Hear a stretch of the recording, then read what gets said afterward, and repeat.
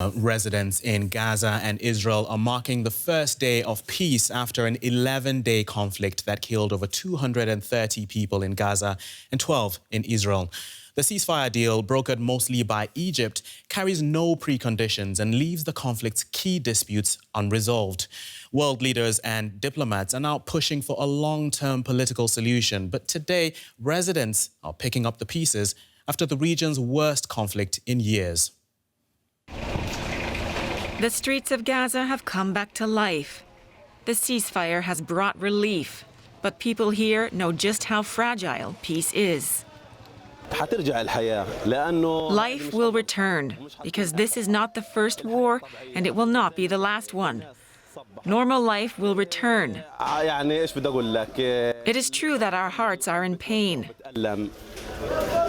There were disasters. Entire families were wiped out, and that saddens us. But it is our fate in this land to be patient. The truce was welcomed in Jerusalem, where tensions flared for weeks before fighting began. It has to be done, to be honest with you, because of the bloodshed and the murdered and the children that were killed, and the innocent women. Everyone, every soul has a value, so this has to be done. But in this Israeli border town, opinions were mixed. Bad. This is not a ceasefire. They should not have stopped. What will happen in a year, in half a year, 2 years? Finally, there is a ceasefire. Hopefully, there will be peace in the country. I'm sick of this mess.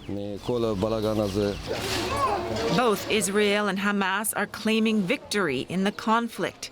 The task of rebuilding now begins with hopes the truce will last. Let's go straight to Tanya Kremer, that's DW's correspondent in Gaza City. Tanya, is the ceasefire holding? Well, at the moment, at least, the ceasefire seems to be holding. We're in Gaza City. Of course, that's also on the minds of many people. They're worried about, what could happen if it doesn't hold. So at the moment, it is quiet here in Gaza, but it's a tense quiet. Hamas, of course, portraying this as a victory. Will the ordinary people there in Gaza see it the same way? Well, I think it's a bit of a strange atmosphere. On the one hand, of course, Hamas and other militant groups portray this as a victory, but people here now are coming out, after 11 days of fighting, of bombardment and rocket strikes into Israel, and they have to pick up their lives where they left it 11 days ago. So it is not an easy atmosphere at all. The devastation, you can see it in Gaza. Many thousands, tens of thousands of people have actually have been displaced. So we saw some people, slowly going back and seeing what is left of their home. So it is not an easy atmosphere. And of course, there's also worry about whether the ceasefire will hold.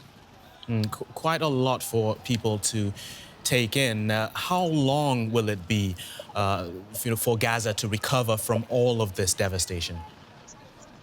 Well, it's probably hard to estimate because the situation of Gaza is not easy. It has been under a blockade for almost 14 years. That means every building material is, it's not easy to bring it in, either from Israel or from Egypt. So we know that several thousand units at least have been destroyed or severely damaged for people to live in. So this will take time to rebuild, of course. But I think at the moment the focus is on for those who have lost loved ones, it's a mourning period for those who are injured, to take care of them, and also for, the ordinary people here somehow to pick up their lives. And that's, as you say, it's going to be a difficult situation for these people to resume their lives. Are we seeing any support or anything of the sort that will come in? Do we get a sense of that? Well, several countries have already pledged humanitarian aid.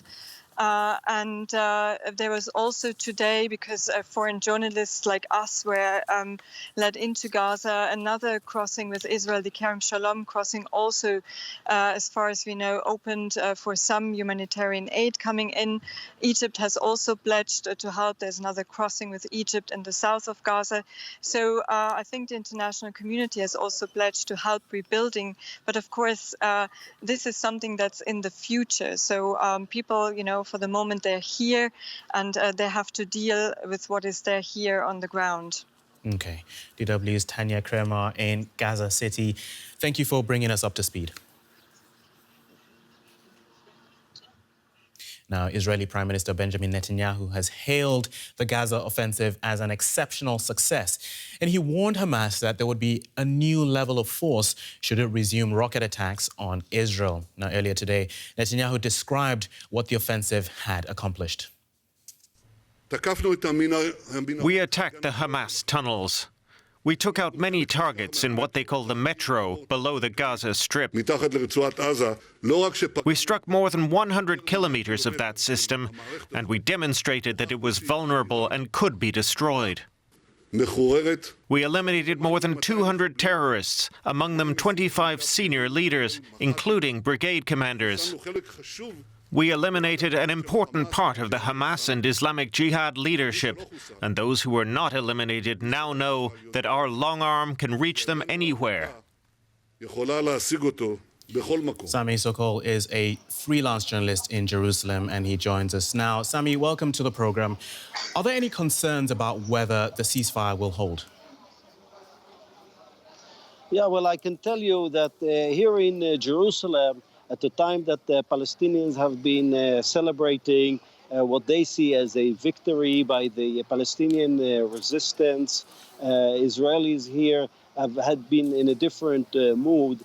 But if we are just looking at the question of whether the ceasefire will continue or not, it is very clear that the factions in the Gaza Strip are not interested in resuming this round. They have expressed just minutes ago, again thanking the Egyptians for the role that they have played. Even the events that we have seen around the Al-Aqsa Mosque today, the latest announcement has been that Israel has withdrawn its troops from the Al-Aqsa Mosque, so they don't see it as a reason for a new flare-up. And what Israelis have been saying is that if there will be launches from the Gaza Strip, then they will see it as a violation. So that means even if there will be a balloon or something will be launched from the Gaza Strip, there will be an Israeli response. So I think one has to sometimes look at what will happen along the border with Gaza to see whether there will be such a flare-up. Right. And what's the situation in Jerusalem looking like right now? Yeah, well, the situation was after a night in which there were thousands out in the streets celebrating in East Jerusalem and in other towns in the West Bank. There was the Friday prayer, and I think some of the worshippers were surprised to see a police force in the compound of the Al-Aqsa Mosque. As you know, the Palestinian resistance groups, Hamas, Jihad, as they refer to themselves, the Palestinian resistance, they have claimed a big victory over Israel and talked about the fact that Al-Aqsa is now has been liberated. So there was some attacks against policemen. The policemen responded. There were clashes. Over 15 Palestinians have been wounded in these clashes, but it seemed to be contained. The situation there has seemed to be calmed down. Right. There's a report that in Sheikh Jarrah there, Israeli police are encircling the area, but nevertheless, we don't see a new round. It seems that it's calming down now. Okay, so nothing to threaten the ceasefire at the moment. Now, a senior Hamas leader, Ismail Haniyeh, has been speaking about the ceasefire. Can you tell us more about what he said? So, Ismail Haniyeh, he was thanking those who supported Hamas. He was thanking Iran for its support, both the military and technological support. He was also thanking the United Nations and Egypt for their efforts to bring about this ceasefire. And he was saying that this has been a turning point in the Palestinian struggle. This is the narrative that you hear, and not only among Hamas supporters, but they see this event as being a turning point in the sense that it has united Palestinians, not only from the Gaza Strip, but also from the West Bank, East Jerusalem, and even Palestinians within Israel, citizens of Israel who have been engaged during these last few days and have expressed solidarity and went on strike the other day. So all of this is seen as a victory for the resistance and a defeat for Abu Mazen and Mahmoud Abbas's policies. Right. Okay, Sami Sokol in Jerusalem, thank you for bringing us up to speed.